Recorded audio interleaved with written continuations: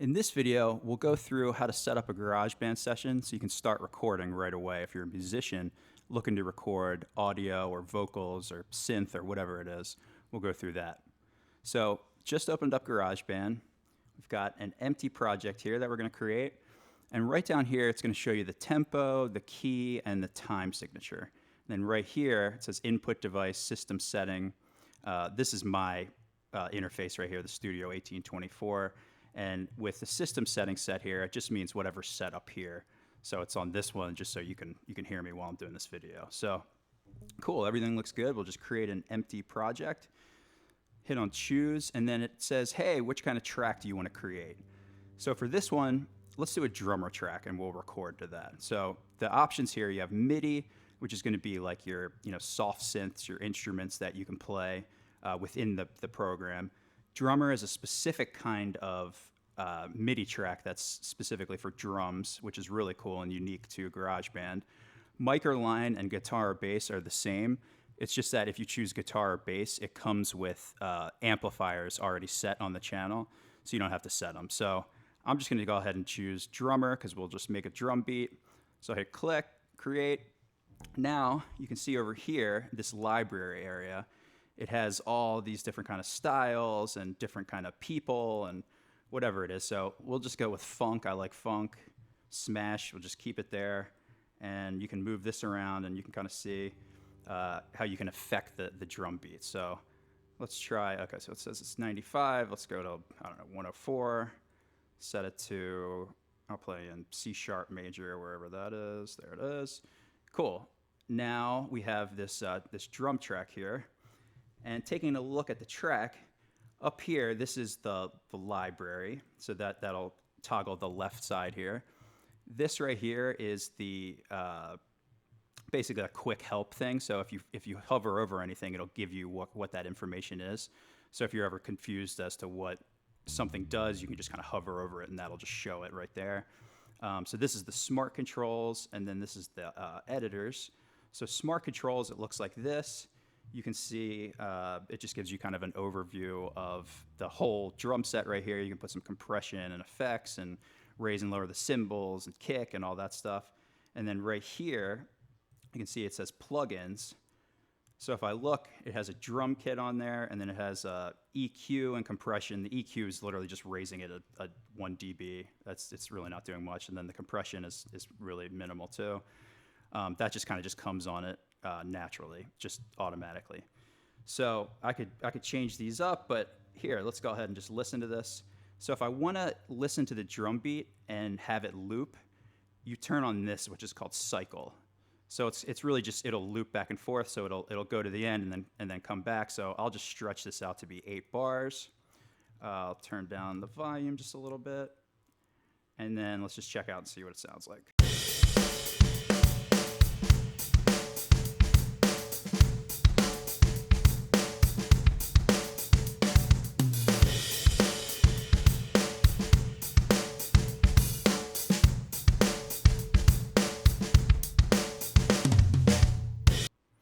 Cool, so that's what the drum beat will sound like. Now let's add a track for the bass. So I'll record a bass line over this. So click on add tracks, and I could do microline or guitar or bass. I'll just do microline because I don't need any of the effects on there.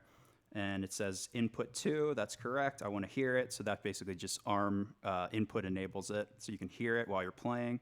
So I'll click on create, and then up here, maybe I'll just put in bass, rename it.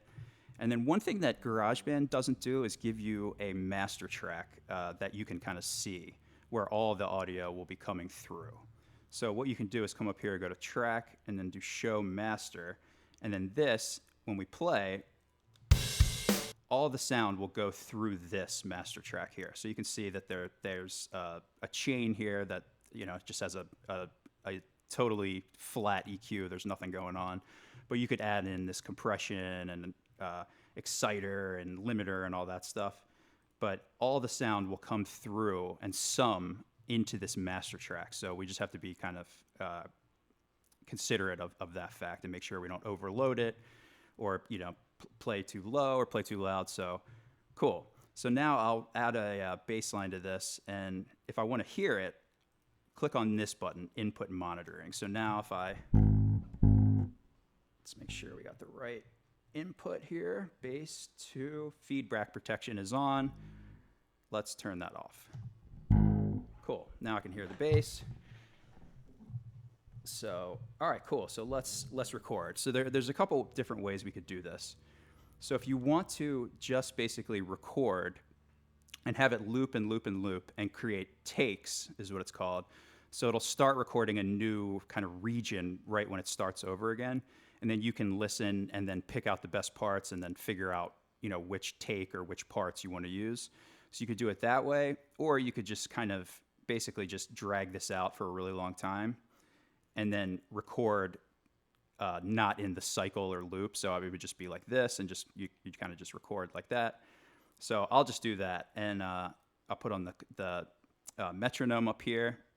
So here's the fast forward, rewind, go back to the beginning, play, record, cycle on and off, which is the loop. Here's your bars and beats, BPM, tempo, time signature, and then the key. And the key here, things that are set here are only going to affect the loop library when you're auditioning. So it'll play in the same key or the same tempo.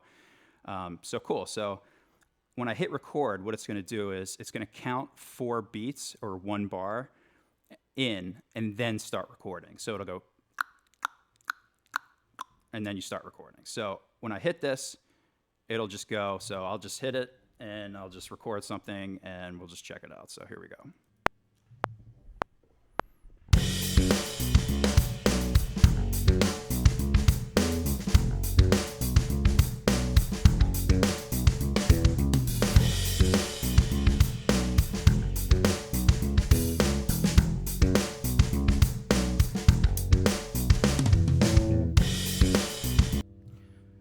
So I just recorded that. Take that out of input monitoring.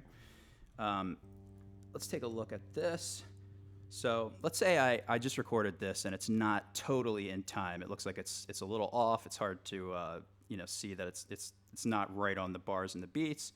So what I can actually do is I can quantize the audio. So you can do this with MIDI too, but you can also do it with the audio. So what I'll do is just zoom in a little bit, and now let's see. So that looks like 16ths. Yeah, there you go.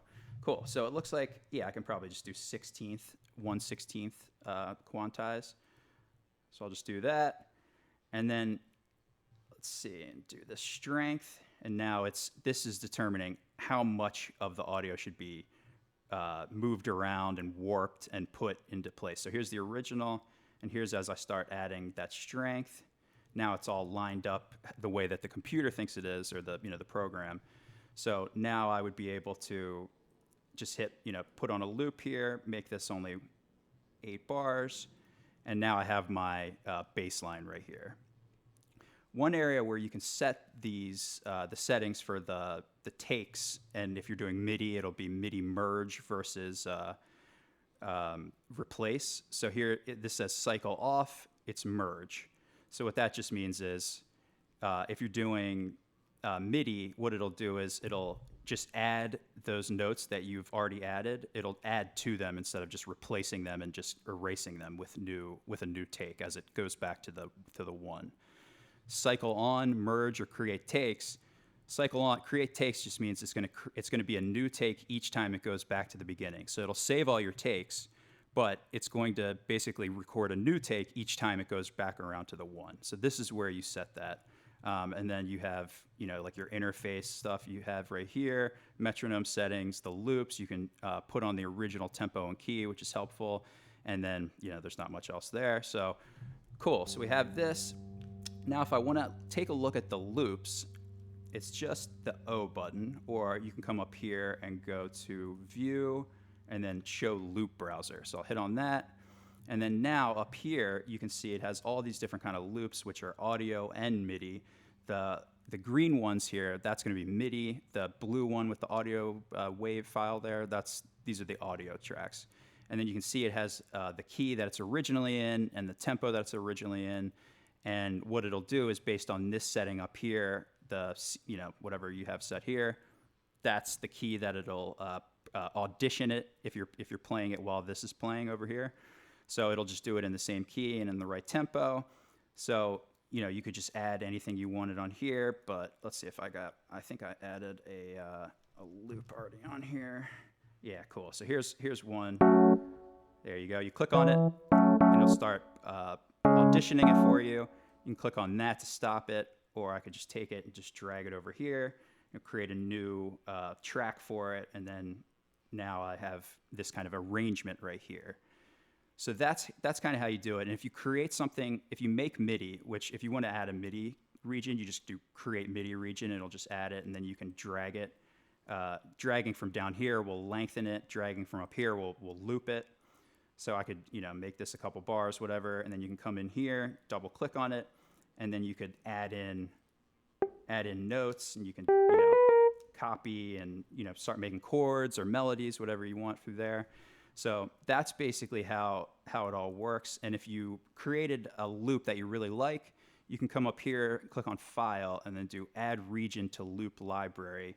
And then you can kind of classify, hey, this is the key, the scale, what the name is, what the descriptors are, so you could find it really easily when you're searching over here in the loop library.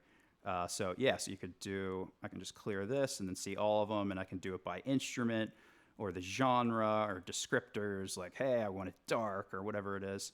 And then it has these sound packs up here where you can go look at specific sound packs. I think by default it just shows everything. So that's the way you set everything up. And then, it just depends on what you want to put on your master channel here in terms of processing. So you can put a limiter on here. What I usually do is I'll set this gain to 0 and then set the output level to -0.1. And what this is basically just a brick wall limiter, so it won't peak. No matter how much these individual tracks contribute to the master track, it won't let it go above 0 or -0.1. So it'll limit it once it gets to that level, so it won't peak or have red or any of that kind of stuff overload. So that's something you could kind of do. And then each track also has that list of processing and different effects you can put on it right here, and that's how you get to it. So here's the editor versus the smart controls, which will show you, here's the individual track, here's the master channel, so you can always get to the master channel really quickly that way. So that's kind of it for recording. Take a look around, do your thing, and that's kind of how we do.